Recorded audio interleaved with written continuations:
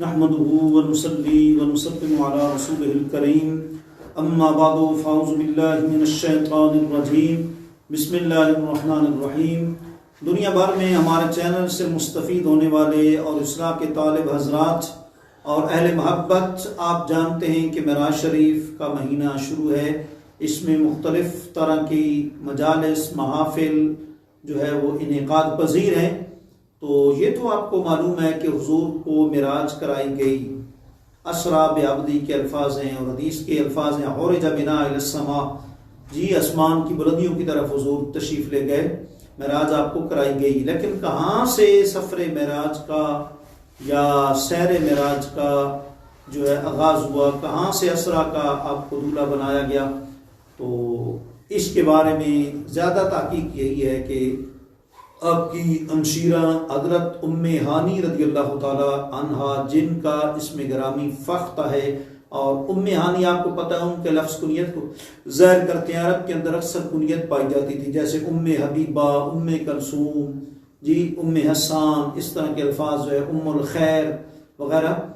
تو آپ کا اصل نام فختہ تھا۔ آپ کے گھر سے سفر معراج کا یا سیر معراج کا آغاز ہوا۔ ایسا کیوں ہوا؟ آپ کے گھر سے ہی کیوں ہوا؟ کہیں اور اونچی جگہ سے ہوتا؟ ایسا کیوں؟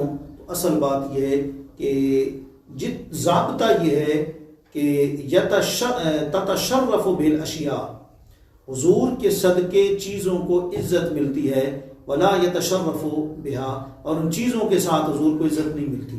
تو مقصد یہ ہے کہ اللہ کریم نے حضرت ام ہانی رضی اللہ تعالی عنہا کے گھر کو عظمت بخشنی تھی، اس لیے اللہ نے ان کے گھر سے معراج کا آغاز کرایا۔ یہی وجہ نا کہ آپ کو معلوم ہے حضور کی ولادت جو ہے وہ کب ہوئی؟ پیر کے دن ہوئی۔ حالانکہ معزز دن، بہت بڑے عظمتوں کا حامل، بلکہ سارے دنوں کا سردار تو جمعۃ المبارک ہے، لیکن اللہ کریم چونکہ پیر کے دن کو عظمت دینا چاہتا تھا، اس لیے پیر کو حضور کی ولادت ہوئی۔ تو بلا تمثیل اللہ حضرت ام ہانی کے گھر کو ایک رتبہ دینا چاہتا تھا کہ تا قیامت جب بھی میرے محبوب کے جو ہے وہ سیر معراج کا ذکر ہو تو حضرت ام ہانی کا سر فرست، ان کا جو ہے ان کے گھر کا ذکر بیچ میں آئے، اور ان کی عظمت جو ہے قیامت تک مسلمہ رہے اور برقرار رہے۔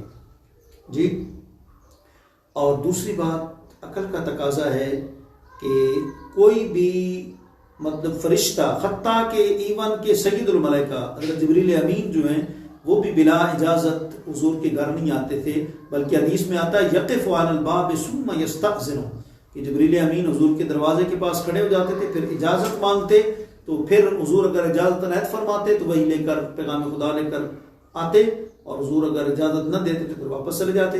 تو اس کا مطلب کیا ہوا کہ سید الملائکہ بھی بلا اجازت وہاں نہیں آ سکتے تھے، اور اگر فرشتے آتے تو ظاہر بات ہے کہ اتنا کہاں فرشتوں کا ہجوم، مطلب وہاں کیسے لے جایا جاتا؟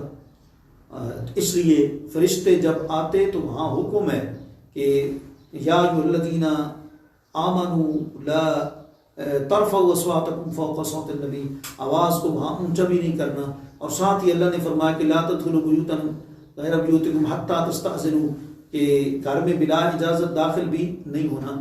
تو اب فرشتے مطلب ہے کہ اجازت کیا کہتے ہیں کہ بلا اجازت وہ آئے، اور کہاں سے آئے؟ اگر حضور کا اپنا گھر ہوتا تو پھر تو وہ مطلب اجازت مانگتے، اور حضور نبی تو سب کے ہیں، فرشتوں کے بھی ہیں، اور صرف تو الخلق کافہ، حضور نے فرمایا اللہ نے مجھے سب کا نبی بنا کر بھیجا ہے۔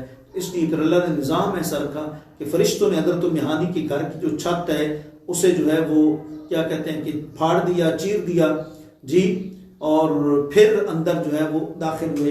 یہ اس بات کی دلیل تھی کہ، اور اس بات کی طرف اشارہ اور فلسفہ تھا کہ ہم چھت کو چیر رہے ہیں تو اسی طرح شق صدر ہوگا، حضور کا سینہ علم نشرح کو چاک کیا جائے گا، سونے کے تشت میں رکھا جائے گا، علم نشرح لک صدرک، جی، تو وہ ہونا تھا۔ اور پھر اس کے بعد جو ہے وہ چھت کو چیرنے کے بعد پھر ان کا آگے فوراً آ جانا اس بات کی دلیل تھی کہ اللہ تعالیٰ اپنے محبوب کو دیدار کرائے گا تو موسیٰ علیہ السلام کی طرح حجابات میں نہیں بلکہ بلا حجاب اللہ اپنے محبوب کو دیدار کرائے گا۔ پھر ظاہر بات ہے کسی اور نے تو ظاہری آنکھوں کے ساتھ حضور کو اس دنیا میں نہیں دیکھا، بلکہ جبریل امین بھی اکثر و بیشتر جو ہے وہ جب آتے تھے تو وہ اپنی اصلی شکل میں نہیں آتے تھے، دکھ شکل کی شکل میں آتے جی۔ تو اس موقع پر حضور کو دیدار کرایا جانا، اپنے مالک کا دیدار ہونا، یہ ایک حضور کا امتیاز اور مقصد معراج یہی تھا، دیدار الہی۔ یہ نہیں تھا جنت کی سیر، دوزخ کی سیر۔ جنت تو حضور فرماتا ہے نماز پڑھتے ہوئے میں نے ہاتھ کو اوپر کی، جنت کے خوشوں تک میرا ہاتھ پہنچ گیا۔ یہ مقصد معراج کا بنیادی مقصد دیدار الہی تھا، اس لیے لامکان تک حضور کو پہنچایا گیا، حضور کو جو ہے وہ بلایا گیا۔ کیونکہ باقی کیوں نہیں مطلب عام جو ہے وہ نہیں دیکھ سکے، اس لیے کہ حضور جو ہے وہ باقی رہنے والے ہیں۔ الانبیاء وخشن فی قبور یصلون، ہر نبی اپنی قبر میں باقی رہتا ہے، زندہ رہتا ہے، نمازیں پڑھتا ہے، اور رب کی ذات بھی کیا ہے، وہ باقی ہے، باقی کو دیکھ سکتا ہے لیکن فانی باقی کو نہیں دیکھ سکتا۔ اسی نقطے کے تحت اللہ نے اپنے محبوب کو معراج کرائی۔ اللہ کریم ہمیں نکات معراج پہچاننے کی توفیق عطا فرمائے۔ وآخر دعوانا الحمدللہ رب العالمین۔